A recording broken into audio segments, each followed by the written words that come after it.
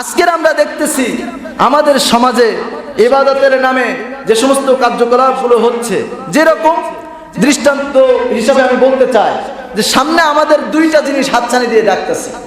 একটা কিন্তু জাহান্নামের পথে ডাকতেছে, আর একটা কিন্তু জান্নাতের পথে ডাকতেছে। সেটা হলো কি? সামনে আগত হলো মাহে রমাদান। এই রমাদান কিন্তু মানুষকে দুনিয়ার সমস্ত খারাপ থেকে ফিরাই নিয়ে এসে জান্নাতে নিয়ে যাওয়ার জন্য আহ্বান করতেছে, ঠিক কিনা? আর ঠিক তেমনি ভাবে এখান থেকে 2 থেকে 3 দিন পরে যেটা হাতছানি দিয়ে ডাকতেছে সেটা হলো পহেলা বৈশাখ। এই পহেলা বৈশাখ এত কঠিন ভাবে আজকের আমাদের দেশে পালন করা হয়।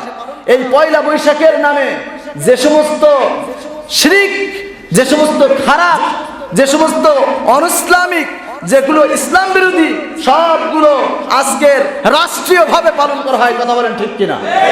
আজকের দেখা যায় এই পয়লা বৈশাখ পালন করতে, যে এই পয়লা বৈশাখ, এটা তো মুসলমানের কোনো ধর্ম না, এটা মুসলমানের কোনো সংস্কৃতি না। এই পয়লা বৈশাখ উদযাপন এটা হলো হিন্দুদের সংস্কৃতি। সেখানে এই পয়লা বৈশাখের যে মিছিলটা বাইর হয়, এখানে দেখেন যে মঙ্গল শোভাযাত্রা, বিভিন্ন রকম পশু, এদের মূর্তিগুলো নিয়ে মিছিল করে। আর তারা মনে করে যে এই পয়লা বৈশাখ এসে আমাদের এই যে বিভিন্ন দেবদেবী, বিভিন্ন পশু, বিভিন্নভাবে তারা যে সেগুলো নিয়ে মিছিল করে, তারা এইটাই বোঝাতে যায় যে এই পশুগুলো, এই দেবদেবীগুলো আমাদের জন্য কল্যাণ বয়ে আনবে, এই জন্যই আমরা এটা করি। আজকের শুনে রাখো দুর্ভাগা মুসলমান, আজকের হিন্দুরা আর কয়টা এই উদযাপন পালন করে? বাংলাদেশের 96% মুসলমান আজকের এই পয়লা বৈশাখ নামক শিরক নামক এই কারবারে আজকের তারা মুহূর্তের ভিতরে এমন ভাবে ধাবিত হয়েছে, এই হিন্দুদের কাতারে আজকের মুসলমানরাও ধাবিত হচ্ছে। আজকের এই মুসলমানরা এই শিরকপূর্ণ, এই শিরকযুক্ত এই পয়লা বৈশাখ পালন করতে যে নিজেদের ঈমান জবানকে সব নষ্ট করে দিচ্ছে। কথা বলেন ঠিক কিনা? এটা কোনোদিন মুসলমানের সংস্কৃতি হতে পারে না। আল্লাহর নবী বলেছেন যে সব কিছু দেওয়ার মালিক আল্লাহ রাব্বুল আলামিন। আল্লাহ রাব্বুল আলামিন নিজেই বলেছেন, আমি হলো খালিক, আমি হলো রাজ্জাক, আমি হলো মালিক, আমি সব কিছু করি। সুতরাং এই জমিন যার, সব কিছু তার, নিয়ন্ত্রক কে? আল্লাহ তাআলা। সুতরাং এই সমাজে আজকের পয়লা বৈশাখ নামক এই জঘন্য একটা সংস্কৃতি, এটা আজকের মুসলমানরা এমন গুরুত্ব দিয়েছে যে এই দিন যদি পান্তা ইলিশ না খাওয়া হয়, তা মনে হয় আর সারা বছর ভালো কিছু আর খাওয়া হয় না। মুসলমানদের ভিতরে এই ভুল একটা ধারণা, ভুল একটা চিন্তা আজকের এই মুসলমান নামক কিছু কিছু মুনাফিক রয়েছে, মুসলমান নামক কিছু কিছু মুশরিক রয়েছে, যারা নিজেদেরকে মুসলমান দাবি করে, অথচ তারা তো মুসলমান নয়। তারা বড় বড় চেয়ারে বসে আজকের মুসলমানদেরকে এইভাবেই বলি শোনাচ্ছে, এইভাবেই বাণী শোনাচ্ছে যে এই পয়লা বৈশাখকে তোমরা ভালোভাবে উদযাপন করো। এই পয়লা বৈশাখে তোমরা, আজকের আমরা দেখা যায় আমাদের সমাজে আজকের পয়লা বৈশাখের জন্য ছুটিও নির্ধারণ করা হয়েছে। এই ছুটির দিনে আজকের এই পয়লা বৈশাখ উদযাপন করতে যে আজকের কত যুবক যুবতী ধর্ষণের শিকার হবে, কত যুবক যুবতী নানান রকম ইসলাম বিরোধী কর্মকাণ্ডে লিপ্ত হবে, তার কোনো ইয়াত্তা নাই। পূর্বেই তার দৃষ্টান্ত আমরা দেখেছি হাজার হাজার। কথা বলেন ঠিক কিনা? আজকের আমরা লক্ষ্য করলে দেখা যায় যে নোয়াখালীর সোনাগাজীতে একটা মেয়ে কিভাবে ধর্ষিত হলো, কিভাবে লাঞ্ছনামূলক তাকে গায়ে আগুন ধরে জ্বালায় দুনিয়ার জীবন থেকে, দুনিয়ার জমিন থেকে তাকে বিদায় করে দেয়া হলো। শুধু তাই নয়, এরকম একেবারে পদে পদে এরকম নজির রয়েছে বাংলাদেশের ইতিহাসে যে এই সমস্ত অপসংস্কৃতি, ইসলাম বিরোধী কার্যকলাপ, ইসলাম বিরোধী সংস্কৃতি পালন করতে যে আজকের বাংলার মুসলমানের যুবক যুবতীরা, মুসলমান যুবক যুবতীরা আজকের বিভিন্ন রকম ভাবে লাঞ্ছনা, গঞ্জনা, ধর্ষণের শিকার হচ্ছে। কথা বলেন ঠিক কিনা? আসসালামু আলাইকুম ওয়া রাহমাতুল্লাহি ওয়া বারাকাতুহু। إن الحمد لله نحمده ونستعينه ونستغفره ونعوذ بالله من شرور أنفسنا ومن سيئات أعمالنا من يهده الله فلا مضل له ومن يضلله فلا هادي له ونشهد أن لا إله إلا الله وحده لا شريك له ونشهد أن محمدا عبده ورسوله صلى الله تعالى عليه وعلى آله وأصحابه وبارك وسلم الذي أرسله بالحق بشيرا ونذيرا وداعيا إلى الله بإذنه وسراجا منيرا فقد قال الله تعالى في كلامه المجيد والفرقانه الحميد জবান খুলে সবাই পড়ুন আউযু বিল্লাহি মিনাশ শাইতানির রাজিম বিসমিল্লাহির রাহমানির রাহিম কুল তাআলাউ আতলু মা হাররামা রাব্বুকুম আলাইকুম আল্লা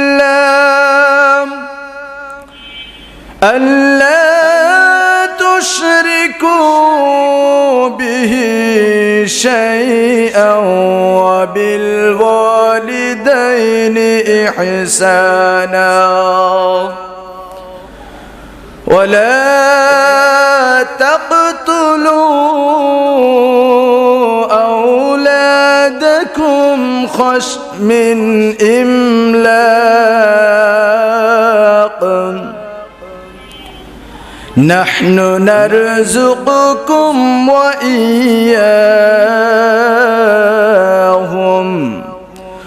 ولا تقربوا الفواحش ما ظهر منها وما بطن ولا تقتلوا النفس التي حرم الله إلا بالحق ذلكم وصاكم به لعلكم تعقلون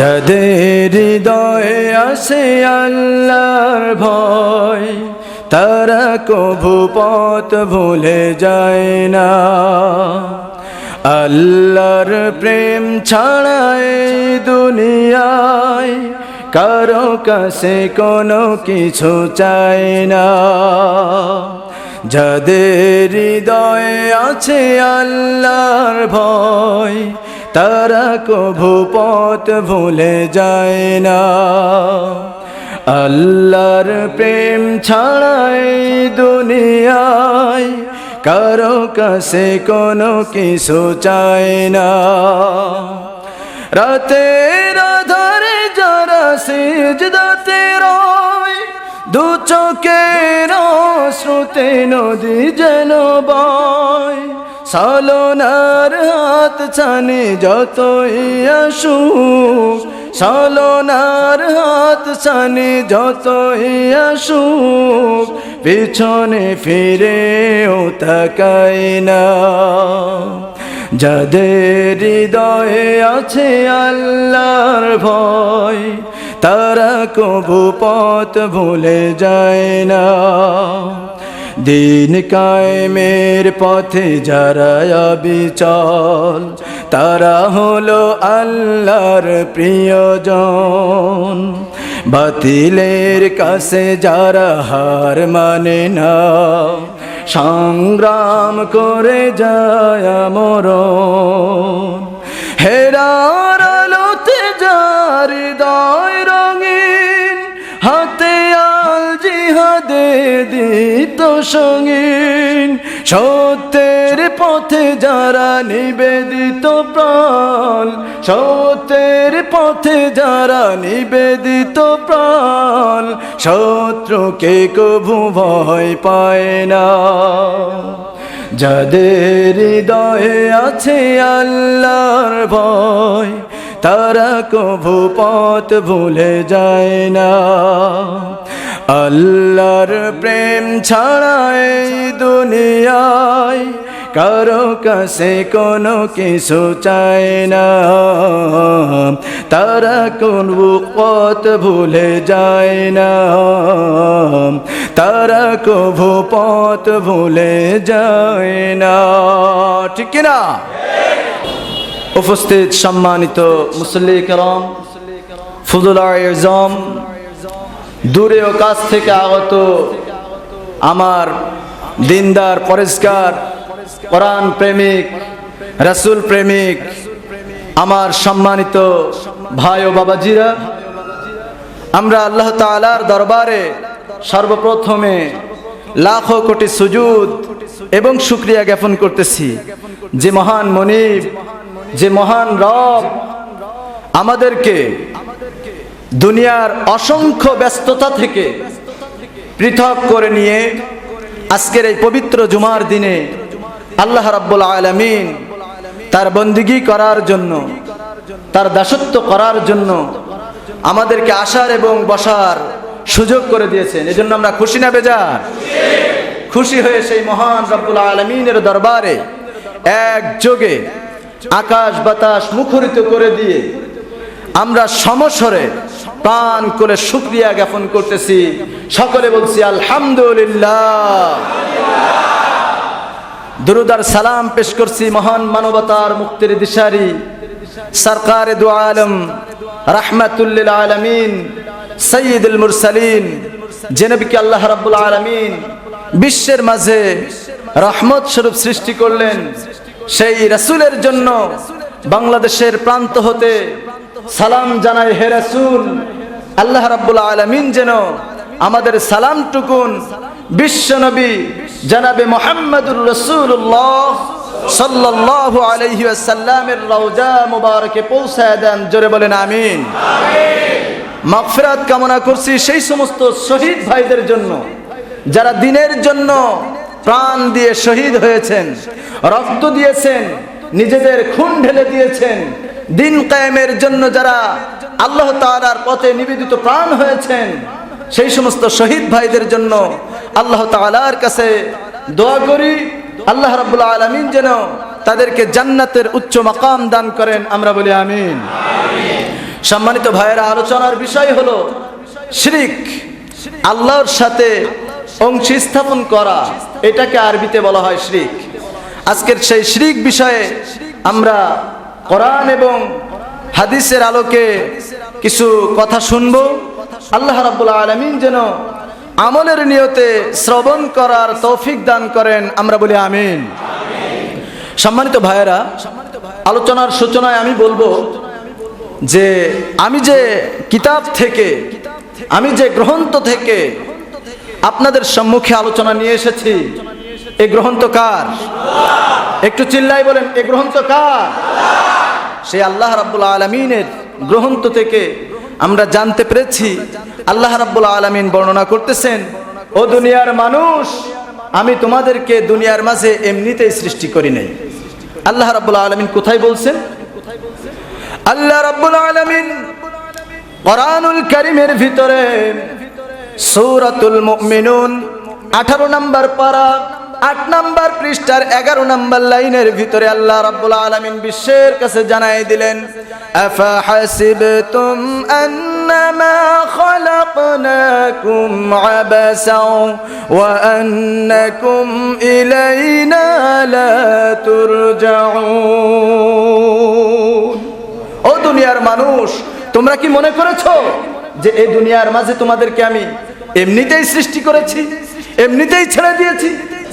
আল্লাহ রাব্বুল আলামিন এই দুনিয়ার মাঝে বিশ্বের সমস্ত মানুষকে কেন সৃষ্টি করলেন? আল্লাহ রাব্বুল আলামিন সূরাতুজ জারিয়াত 27 নম্বর পারা 2 নম্বর পৃষ্ঠার 3 নম্বর লাইনের 56 নম্বর আয়াতে কারিমার ভিতরে বর্ণনা করতেছেন, ওয়ামা খালাকতুল জিন্না ওয়াল ইনসা ইল্লা লিয়াবুদুন। আল্লাহ রাব্বুল আলামিন বলেন, ও দুনিয়ার মানুষ, দুনিয়াতে তোমাদেরকে এমনিতেই আমি ছেড়ে দেই নাই, এমনিতেই আমি তোমাদেরকে এই দুনিয়ার ভিতরে সৃষ্টি করি নাই। আমার যে উদ্দেশ্য সেটা হলো একমাত্র শুধুমাত্র কেবলমাত্র আমার জন্য সমস্ত জিন এবং ইনসানকে ইবাদতের জন্যই সৃষ্টি করেছি। বলেন সুবহানাল্লাহ। তাহলে এই ইবাদত আমরা কার জন্য করব? আল্লাহ তাআলার জন্য করব। এখন আসুন, এই ইবাদত করতে যে আজকের আমাদের ইবাদত বন্দেগী, এত বেশি ইবাদত বন্দেগী করি কিন্তু কবুল হয় না কেন? আল্লাহ তাআলার তরফ থেকে আমরা এর কোনো ফল পাই না কেন? তার কারণ এই ইবাদতের ভিতরে আমরা শিরক মিশ্রণ করে ফেলেছি। কথা বলেন ঠিক কিনা? বিদআত মিশ্রণ করে ফেলেছি। কথা বলেন ঠিক কিনা? আজকের নামাজের শুরুতেই বিদআত দিয়ে শুরু করি, শেষেও আমরা শেষ করি সেটা বিদআত দিয়ে। কেমন ভাবে? আমরা কোরআন এবং রাসূলের হাদিস দ্বারা স্পষ্টভাবে আমরা সব জেনে নেব। আমরা আজকের যত ভ্রান্তর ভিতরে রয়েছি তার একমাত্র কারণ এই কোরআন থেকে দূরে সরে যাওয়া। কথা বলেন ঠিক কিনা? আমরা যদি কোরআনের ছায়াতলে আসি, কোরআনের জন্য যদি আমরা আমাদের জীবনটাকে নিবেদিত প্রাণ করি, অবশ্যই আমরা আল্লাহ তাআলার দেখানো এবং প্রদর্শিত পথে আমরা চলতে পারবো। কথা বলেন ঠিক কিনা? আমরা নামাজ পড়ব, শুধু নামাজে ইবাদত তা নয়, আপনার ব্যক্তিগত জীবন থেকে আন্তর্জাতিক জীবন পর্যন্ত আপনি যেটাই করবেন সেটা যদি কোরআন এবং রাসূলের আদর্শ মোতাবেক হয়, সবটাই আল্লাহ রাব্বুল আলামিন ইবাদত হিসাবে কবুল করে নেবেন। বলেন সুবহানাল্লাহ। সম্মানিত ভাইয়েরা, আজকে আমি আপনাদের সম্মুখে এমন একটা গুরুত্বপূর্ণ আয়াত নিয়ে এসেছি। এই আয়াতের আলোচনা অনেক ব্যাপক, কিন্তু এর থেকে মাত্র একটা পয়েন্ট নিয়ে আমি আলোচনা করব। যেহেতু এই আয়াতের ভিতরে 5টা থেকে 6টা পয়েন্ট রয়েছে, আমি তার ভিতর থেকে শুধু 1 নাম্বার পয়েন্টটা আমি আলোচনা করব। সেই পয়েন্টটা হলো শিরক। শিরক হলো আল্লাহর সাথে অংশী স্থাপন করা। কোনো কিছু আল্লাহ তাআলার সাথে যদি আপনি শরীক স্থাপন করেন, যে আল্লাহ রাব্বুল আলামিন তো সৃষ্টি করেছেন, বাট এইটা না হলে হতো না, এরকম যদি আপনার কোনো ভেতরে এরকম কোনো চিন্তা চেতনা চলে আসে, অবশ্যই সেটা শিরক হিসাবে গণ্য হবে। আজকের আমরা ইবাদত করতেছি কার জন্য? কার জন্য? নামাজ পড়তেছি কার জন্য? কিসের আশায়? জান্নাতের আশায়। জান্নাতের আশায়, আল্লাহকে পাওয়ার জন্য। সুতরাং আমি আপনাদেরকে বলবো যে জান্নাত পাওয়ার আশাই হোক, আল্লাহ তাআলার খুশির জন্য হোক, সবচাইতে মূল উদ্দেশ্য হলো এটাই সত্য যে আল্লাহ তাআলা রাজি এবং খুশি। কথা বলেন ঠিক কিনা? সম্মানিত ভাইয়েরা, আমরা জেনে নেই যে এই জান্নাত আসলে আল্লাহ রাব্বুল আলামিন কাদের জন্য সৃষ্টি করেছেন। আল্লাহ রাব্বুল আলামিন এই দুনিয়ার ভিতরে প্রথম মানব হিসাবে সৃষ্টি করেছেন হযরত আদম আলাইহিস সালাতু ওয়াস সালামকে। এই আদম আলাইহিস সালাতু ওয়াস সালাম থেকে মা হাওয়া আলাইহিস সালামকেও সৃষ্টি করেছেন। এই আদম এবং হাওয়া আলাইহিস সালামের বাড়ি কিন্তু জান্নাতে। কোথায়? তাইলে পৈতৃক সূত্র অনুযায়ী, পৈতৃক অর্থাৎ বাপতি ভিটা হিসাবে আমাদের বাড়ি কিন্তু কোথায়? জান্নাতে। এখন এই জান্নাত থেকে আমরা কিভাবে চলে আসলাম? আল্লাহ রাব্বুল আলামিন আদমকে এই দুনিয়ার ভিতরে ছেড়ে দিলেন, তার একটাই কারণ হলো আল্লাহ রাব্বুল আলামিন আদমকে হুকুম করেছেন, লা তাকরাবা হাযিহিশ শাজারা فتكون من الظالمين ও আদম এই জান্নাতের ভিতরে খাও দাও ফুর্তি করো সব কিছু করো আনন্দ উল্লাস যেটা ইচ্ছা সেটা করো কিন্তু এই গাছটার নিকটে যেও না এই গাছটার নিকটে যেও না যখনই আদম আলাইহিসসালাতু ওয়াস সালাম শয়তানের প্ররোচনায় পড়ে ওই গাছের কাছে গেল আল্লাহ তাআলার হুকুম লঙ্ঘন করে ফেললেন সাথে সাথে আল্লাহ রাব্বুল আলামিন কোরআনুল কারীমের মাধ্যমে জানায় দিলেন কুল নাহবিতু মিনহা জামিআ তোমরা দুইজন এখন এই জান্নাত থেকে বের হয়ে যাও এই জান্নাত থেকে নেমে যাও এখন আদম আলাইহিসসালাতু ওয়াস সালাম জান্নাতের দরওয়াজায় বসে কান্নাকাটি করতে লাগলেন অনুতপ্ত হতে লাগলেন আল্লাহ রাব্বুল আলামিন এই ভুল করার পরে সে যে অনুতপ্ত হয়েছে এই জন্য আল্লাহ রাব্বুল আলামিন তারপরে একটু রহমদিল হয়েছেন আল্লাহ রাব্বুল আলামিন পরবর্তী আয়াতে কারিমা অংশের ভিতরে বর্ণনা করলেন ফাইম্মা ইয়াতিয়ান্নাকুম মিন্নি হুদান ফামান তাবিআ হুদায়া জোরে বলুন আল্লাহু আকবার আল্লাহ রাব্বুল আলামিন আদম আলাইহিসসালাতু ওয়াস সালামকে সান্ত্বনা দিয়ে দিলেন এবং পথ বলে দিলেন তোমরা দুনিয়াতে নেমে যাও নামার সাথে সাথে তোমাদের কাছে আমার পক্ষ থেকে একটা গাইডলাইন যাবে এই গাইডলাইন অনুযায়ী যদি তোমরা ফলো করো এই গাইডলাইন অনুযায়ী যদি তোমাদের ব্যক্তিগত জীবন থেকে রাষ্ট্রীয় জীবন পর্যন্ত আন্তর্জাতিক জীবন পর্যন্ত তো যদি তোমরা এই গাইডলাইন অনুযায়ী পরিচালনা করো আল্লাহ রাব্বুল আলামিন বলছেন যে জান্নাতে তোমরা ছিলে এই জান্নাতেই তোমরা আবার চলে আসবে বলেন সুবহানাল্লাহ এখন তো শুধু দুইজন এই অনুযায়ী আমার কিতাব অনুযায়ী আমার কোরআন অনুযায়ী আমার বিধান অনুযায়ী যারা চলবে ও আদম শুনে রাখো তোমার নাতি পুতি গোষ্ঠী বাদে আমি আবার এই জান্নাতের ভিতরে নিয়ে আসবো বলেন সুবহানাল্লাহ একটা উদাহরণ একটা ছেলে রাস্তায় বসে বসে কান্নাকাটি করতেছে এখন লোকেরা এসে বলতেছে কি হয়েছে তোমার তুমি কাঁদো কেন তখন বলছে যে আমার বাবা মারা গেছে এজন্য আমি কাঁদতেছি তখন ওই লোকেরা বলতেছে যে তুমি যে কান্নাকাটি করতেছো বাবা মা তো সারা জীবন বেঁচে থাকে না আজ হোক কাল হোক তারা চলে যাবে আর এটাই নিয়তি এটা চলে গেছে এতে তো দুঃখ করার কোনো কারণ নাই অর্থাৎ ধৈর্য ধরো সব ঠিক হয়ে যাবে তখন ওই ছোট ছেলে ওই যুবককে উত্তর দিচ্ছে ওই মানুষটাকে উত্তর দিচ্ছে আমার পিতা মারা গেছে এজন্য তো আমি কাঁদি না আমার আব্বা তো মারা গেছে তো গেছেই কিন্তু আমি কান্নাকাটি করতেছি আমার আব্বা চলে যাওয়ার আগে যে অর্থ সম্পদ জমি জামাগুলো রেখে গেছে এইগুলো আমি ঠিকঠাক পাই কিনা আমাকে ঠিক মতন দেয় কিনা এই জন্য আমি সেই টেনশনে কাঁদতেছি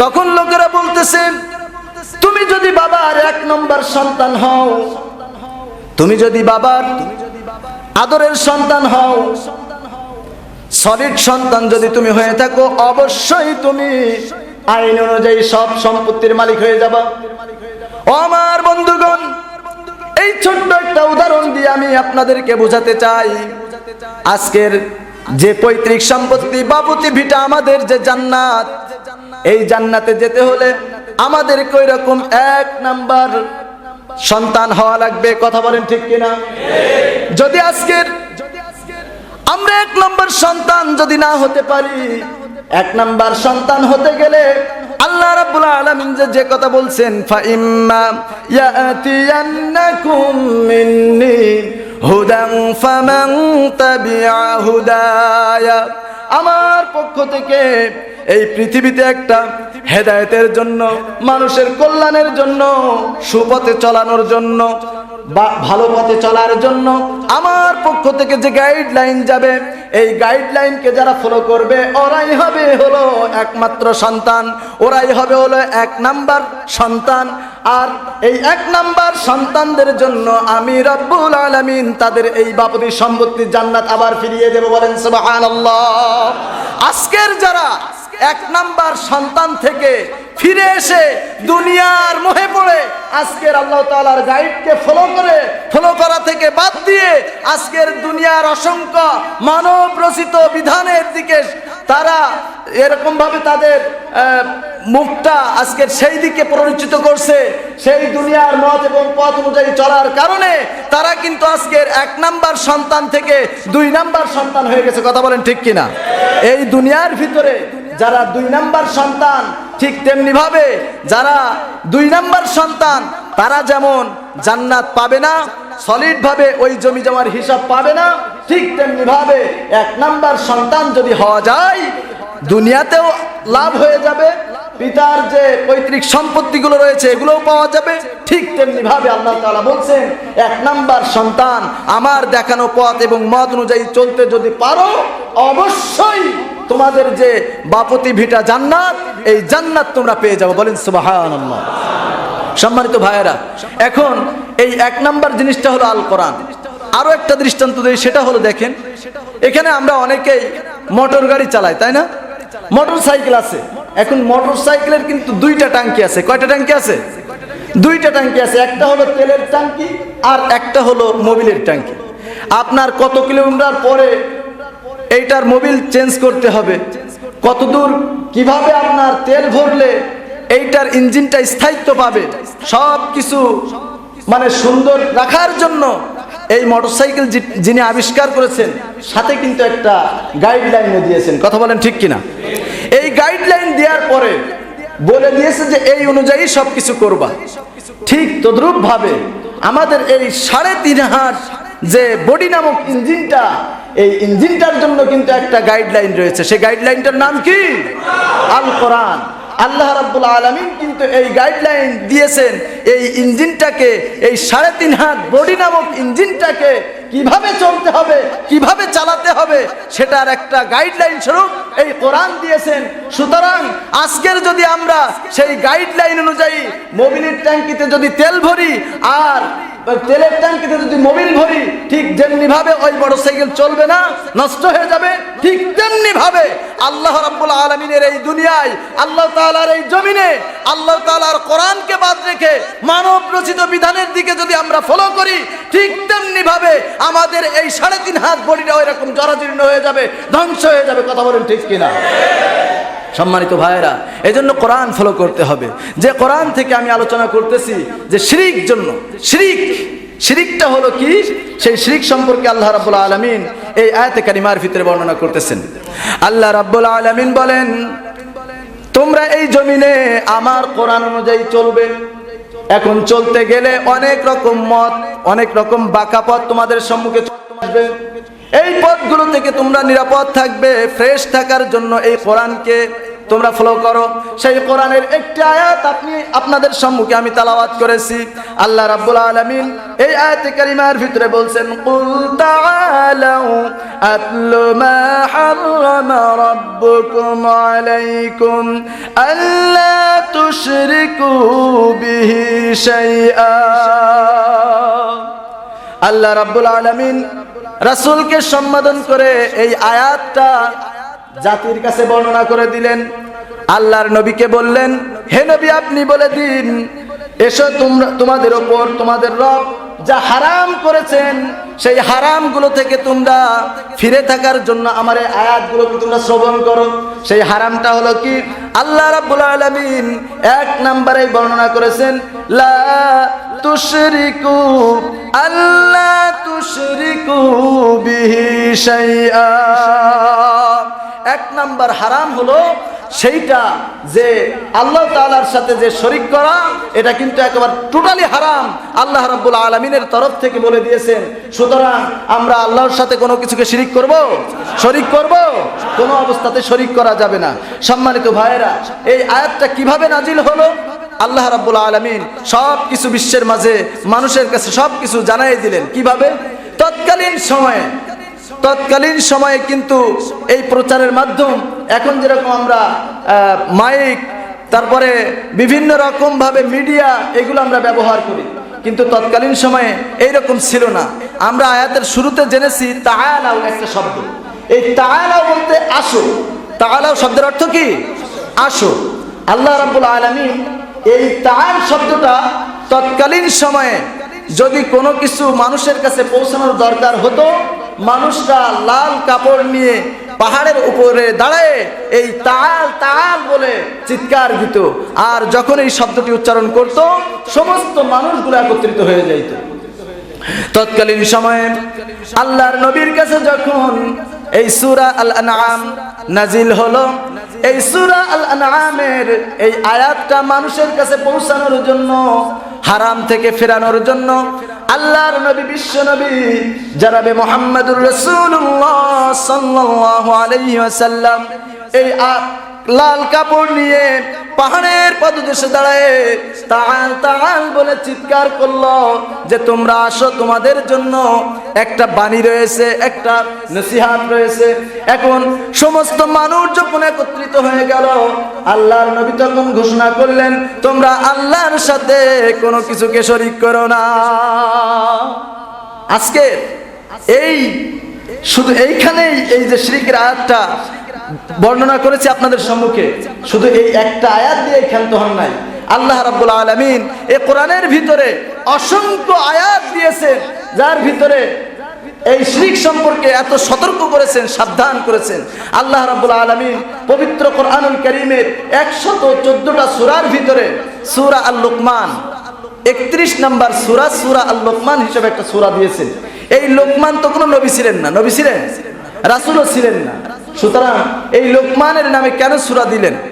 তৎকালীন সময়ে লোকমানের কথাগুলো, লোকমানের উপদেশগুলো, লোকমানের বক্তৃতাগুলো আল্লাহ রাব্বুল আলামিনের কাছে এত বেশি পছন্দ হলো, সেই বক্তব্যের ভিতরে এটাও ছিল যে তার কলিজার টুকরা সন্তানকে উপলক্ষ করে বলছে নসিহত স্বরূপ যে ইয়া বুনাইয়া লা তুশরিক বিল্লাহ, ও আমার কলিজার টুকরা সন্তান, তুমি আল্লাহর সাথে কাউকে শরীক করো না।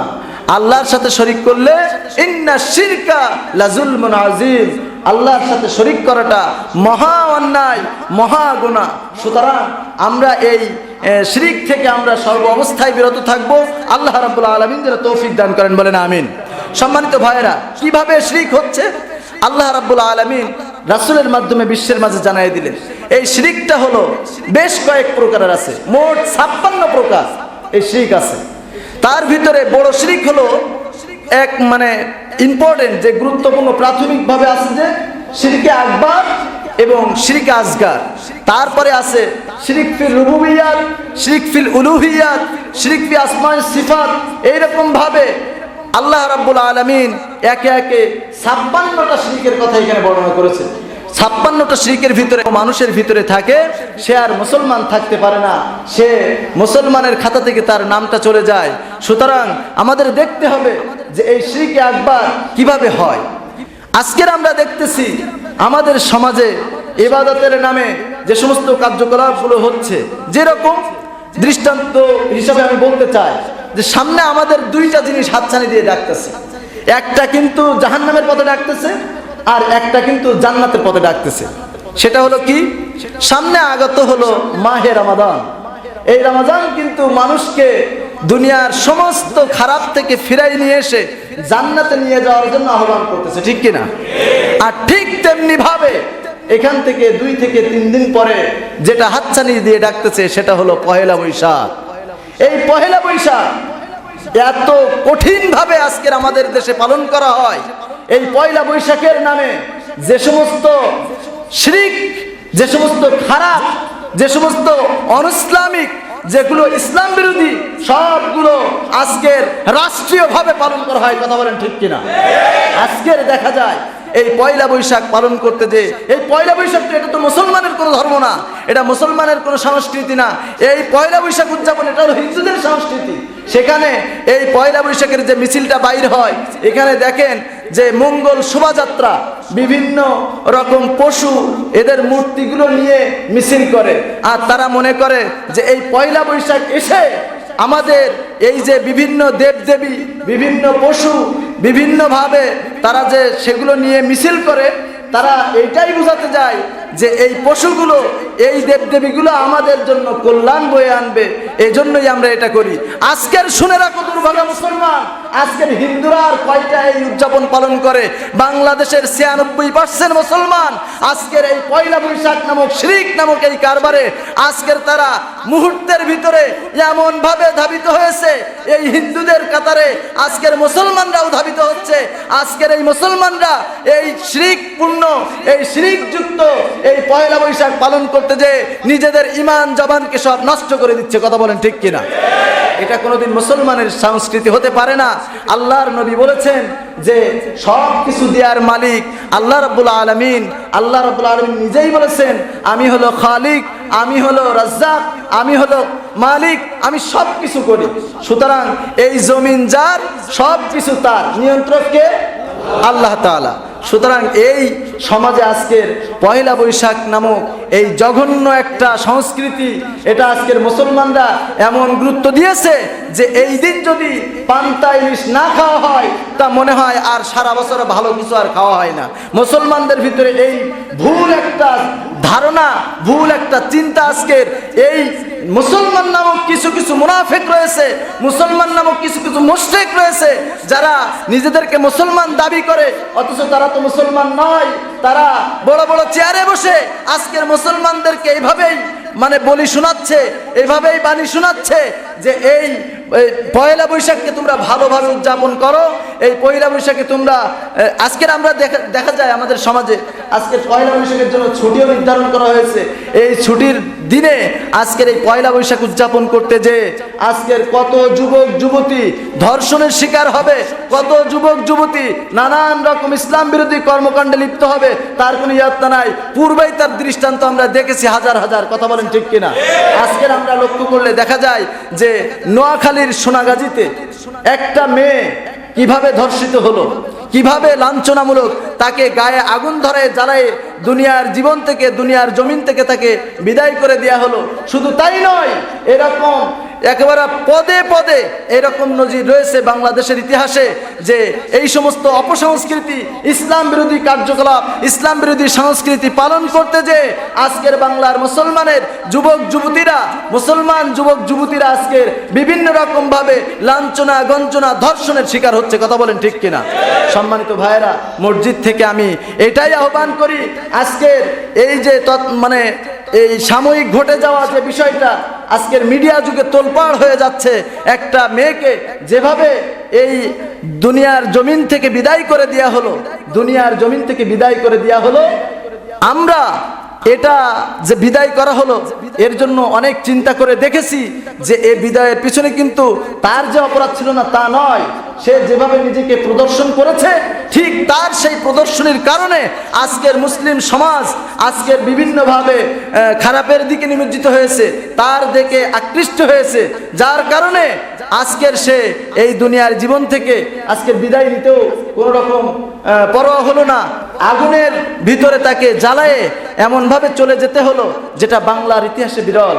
সুতরাং আমি বলতে চাই, এই জ্বালানোর পিছনে, তাকে লাঞ্ছনার পিছনে, ধর্ষণের পিছনে, তার এই যে খারাপগুলোর পিছনে যাদের হাত রয়েছে, বাংলার গভর্নমেন্টকে আমি বলতে চাই, এর থেকে আমরা ঘোষণা করতে চাই যে দৃষ্টান্তমূলক শাস্তি দিয়ে বাংলার জমিনে দেখায় দেয় যে কোনো মানুষ যদি এইরকম ভাবে কোনো মানুষকে অত্যাচার করে, লাঞ্ছনা দেয়, বিভিন্নভাবে তাকে জুলুম নির্যাতন করে, তাকে এরকম দৃষ্টান্তমূলক শাস্তি দেওয়া হোক, যেন আর বাংলার কোনো মানুষ এরকম খারাপের দিকে ধাবিত না হয়। কথা বলেন ঠিক কিনা?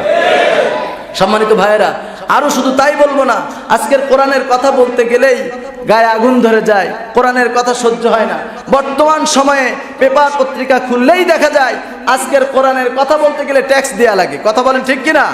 আজকের এই কোরআনের কথা, বাংলার এই যে 96% মুসলমানের দেশ, এই দেশে কোরআনের কথা বলতে গেলে আজকের বিরোধিতা করা হয়, কোরআনের কথা বলতে গেলে আজকের ট্যাক্স নির্ধারণ করা হয়।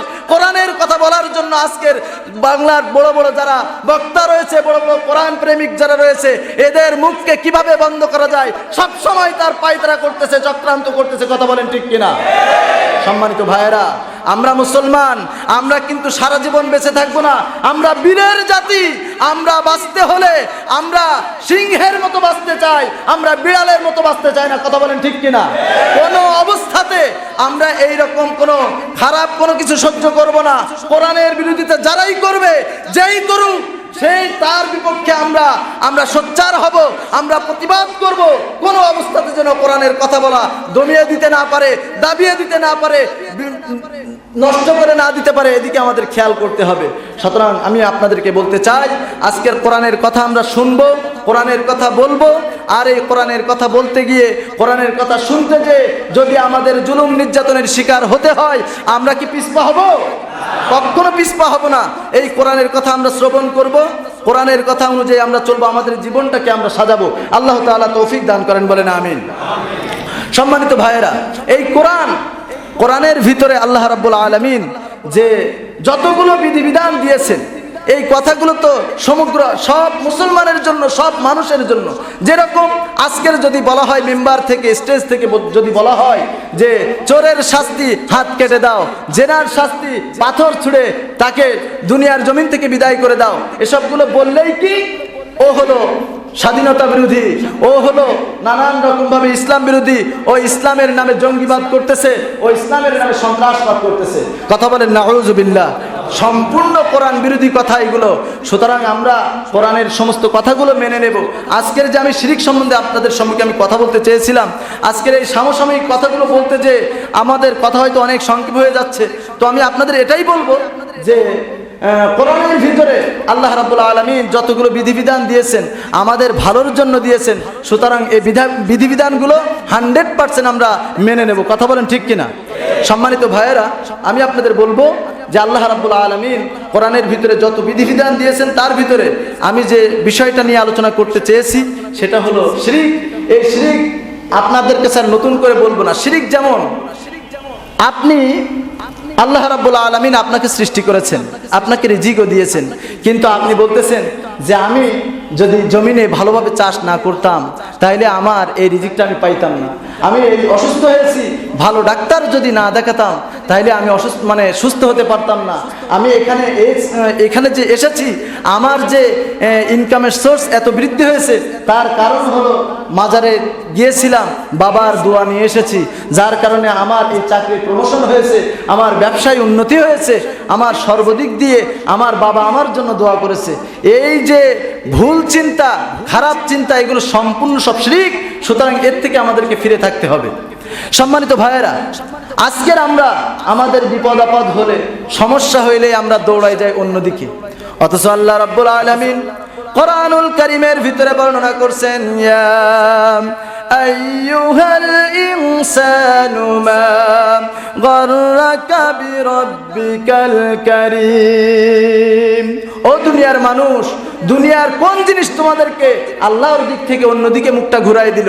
সুতরাং আমাদের সুবিধা অসুবিধা যাই হোক না কেন, সর্ব অবস্থায় আমরা কামনা করব, চাইবো কার কাছে?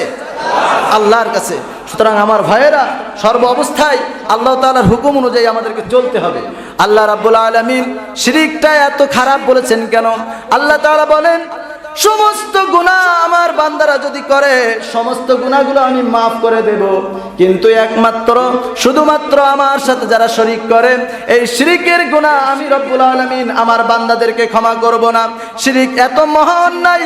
আল্লাহ রব্বুল আলামিন বলছেন, আমি তোমাদেরকে রিজিক দেই, তোমাদেরকে সৃষ্টি করেছি, তোমাদেরকে পালন করতেছি, লালন করতেছি, সুতরাং তোমরা একমাত্র আমার দাসত্ব করবে, আমার ইবাদত করবে, আমার গোলামি করবে। আজকের আমার গোলামি বাদ দিয়ে আমার সাথে যারা অংশ স্থাপন করতেছো, দুনিয়ার মুসলমানেরা, দুনিয়ার বান্দা বান্দিরা, তোমরা শুনে রাখো, তোমাদের সমস্ত গুনাহ আমি মাফ করলেও শিরকের গুনাহ আমি তোমাদেরকে ক্ষমা করব না। আল্লাহ রাব্বুল আলামিন কোরআনুল কারীমের ভিতরে বলছেন, ওয়া'বুদুল্লাহ ওয়া লা তুশরিকু বিহি শাইআ। ওয়া'বুদুল্লাহ, তোমরা আল্লাহ তাআলার গোলামি করো, লা তুশরিক বিহি শাইআ, আর আল্লাহ তাআলার সেই ইবাদতের ভিতরে কোনো অবস্থাতে তোমরা শিরিক করো না। আজকের আমরা এটাও জানি যে আমাদের মনে করেন একটা দৃষ্টান্ত, যে আমাদের সুন্দরী বউ আছে, সুন্দরী স্ত্রী আছে। এখন এই স্ত্রীকে আমরা এত ভালোবাসি, স্ত্রীকে আমরা এত ভালোবাসি যে ভালোবাসার কারণে অনেক অন্যায় করলেও মাফ করে দেয়। কিরকম? এই দৃষ্টান্ত আমি আরো দিয়েছি যে মনে করেন যে আপনার বন্ধু এসেছে আপনার বাড়িতে, আপনার বাড়িতে বন্ধু আসার কারণে ভালো আয়োজন করেছেন, ভালো আয়োজন করে এখন যে খাদ্য খাবারগুলো তৈরি করেছে তার ভিতরে লবণ দেয় নাই বা অন্য মশলাপাতি একটু কম হয়ে গেছে।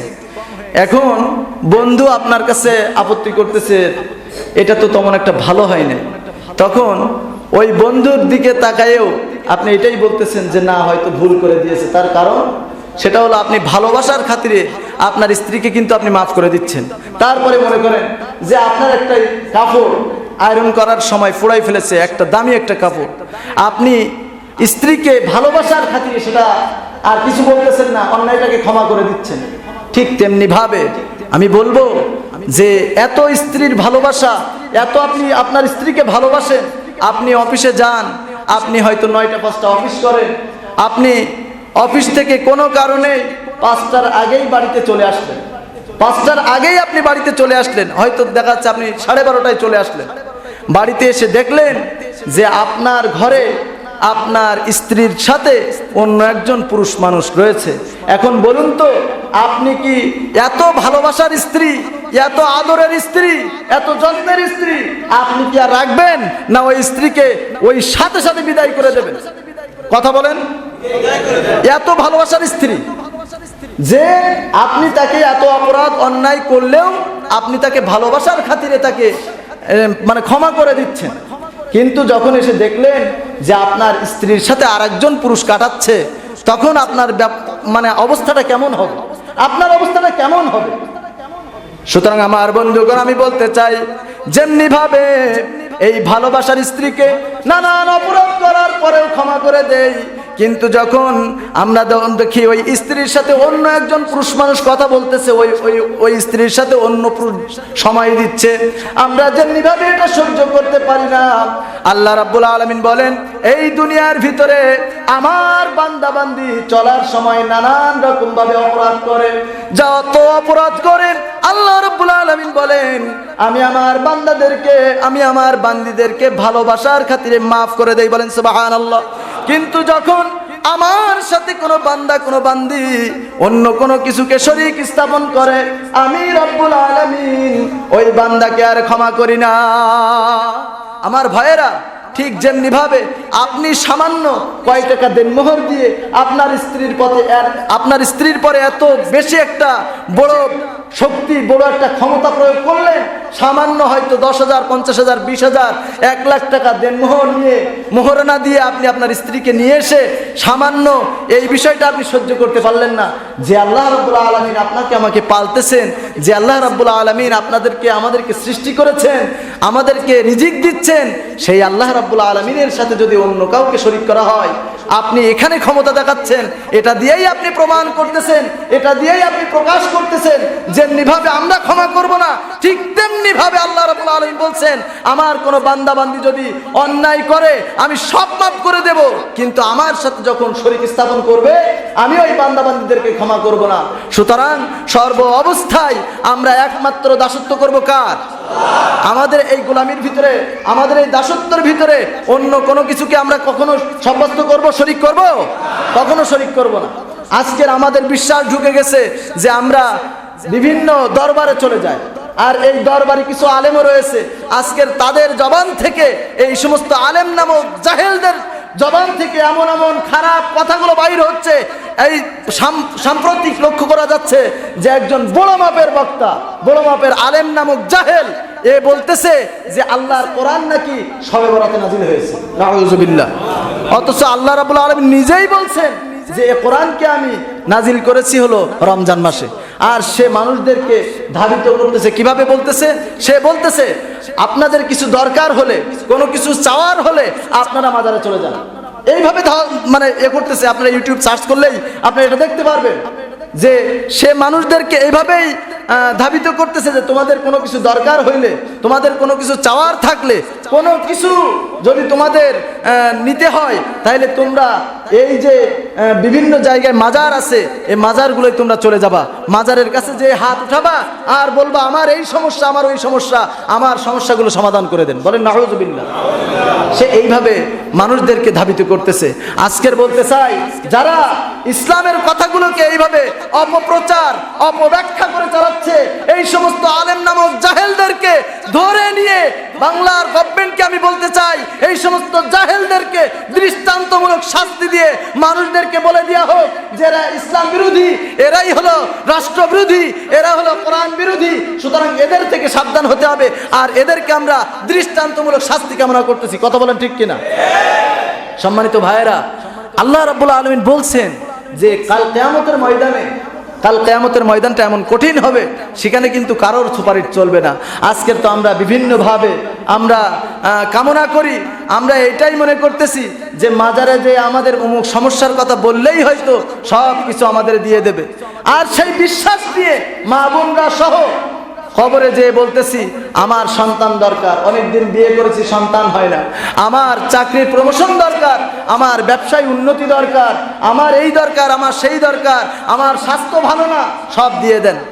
ও ভাইয়েরা, আমি আপনাদেরকে বলতে চাই, যে কবরে যাচ্ছেন, যে বাবার কাছে যাচ্ছেন, মনে করেন যে শাহজালাল রাহিমাহুল্লাহ, মনে করেন যে বড় পীর আব্দুল কাদের জিলানী রাহিমাহুল্লাহ, এনারা তো বাংলাদেশি মানুষ ছিলেন না, বাংলাদেশি মানুষ ছিলেন, এদের ভাষা ছিল আরবি। ভাষা ছিল কি? আরবি। আপনার আমার ভাষা কি? আপনার আমার ভাষা কি? সবাই বলেন বাংলা। এখন আপনি কবরে যে বলতেছেন খাজা বাবা আপনি আমাকে এই সমস্যার সমাধান করে দেন, আমার চাকরি প্রমোশন করে দেন, আপনি দোয়া করে দেন যেন আমার শরীর স্বাস্থ্য ভালো হয়, আপনি দোয়া করে দেন যেন আমার ব্যবসা উন্নতি হয়। এখন সে হলো আরবি ভাষী, আপনি হলো বাংলা ভাষী, আপনার কথা তো সে খুব বুঝলো, খুব বুঝলো। এখন আপনি আমি বলি যে এই এক নাম্বারেই কিন্তু আমরা ফেল করলাম, যে আমাদের কথাগুলো সে বুঝতেছে না। দ্বিতীয় নাম্বারে, সেই বাবা কি কবরে আছে না আল্লাহর কাছে চলে গেছে, এটা কি আপনি আমি জানি? তাইলে সেখানে যে ভিক্ষুকের মতন আপনি চাচ্ছেন, এইভাবে তো চাওয়ার আপনার কোনো দরকার নেই। দ্বিতীয়ত, এইভাবে আমরা চাইবো না। তৃতীয়ত দেখেন, যদিও কবরে থেকে থাকে, সে কি জেগে আছে না ঘুমায় আছে, এটা তো আমরা বলতে পারি না। বলতে পারি? অনেকের ধারণা যে এই সমস্ত বড় বড় আল্লাহর ওলিরা কবরে মানে জীবিত থাকে, তারা কখনো মরে না, এই আল্লাহর ওলিরা মরে না, এরকম ভ্রান্ত আকীদা, ভ্রান্ত ধারণাও আমাদের বর্তমান সমাজে মুসলমানদের ভিতরে রয়েছে। কথা বলেন ঠিক কিনা? আজকের আমি বলবো যে এখানে যে আপনি যতই হাউমাউ করে কাঁদেন, ভিক্ষুকের মতন আপনি ভিক্ষা চান, আপনি সেখানে যে হাত পাতেন, কেউ তারা কি দিতে পারবে কোনো কিছু? কোনো মাজারের কোনো বাবা কি দিতে পারবে? সুতরাং এই আকীদা আমাদের চেঞ্জ করতে হবে, এই শিরক থেকে আমাদেরকে মুক্ত থাকতে হবে। আল্লাহ রাব্বুল আলামিন কোরআনুল কারীমের ভিতরে সূরাতুল বাকারা আয়াত নাম্বার 48, 1 নাম্বার পারা 6 নাম্বার পৃষ্ঠার 13 নাম্বার লাইনের ভিতরে আল্লাহ রাব্বুল আলামিন বলেন, ওয়াত্তাকু ইয়াওমান লা তাজজি নাফসুন আন নাফসিন শাইআন ওয়া লা ইউকবালু মিনহা শাফাআতুন ওয়া লা ইউখাযু মিনহা আদলুন ওয়া লা হুম ইউনসারুন। ও দুনিয়ার মানুষ, তোমরা সেই কঠিন মুহূর্তটাকে, কঠিন দিবসটাকে ভয় করো, যেদিন কারোর কোনো সুপারিশ কবুল করা হবে না। দুনিয়ার ভিতরে আজকের তোমরা বিভিন্ন জায়গায় বিভিন্নভাবে মনে করতেছো, এই বাবার কাছে গরু ছাগল হাঁস মুরগি নিয়ে গেলে হয়তো এই বাবা আমার সুপারিশ করবে, ওই বাবার মুরিদ হলে হয়তো ওই বাবা আমাকে সুপারিশ করে জান্নাতে নিয়ে যাবে। নানান রকম ভাবে আমরা স্বপ্নের ভিতরে বিভোর হয়ে রয়েছি, বিভিন্ন আশা নিয়ে আমরা বাবাদের দরবারে যাই।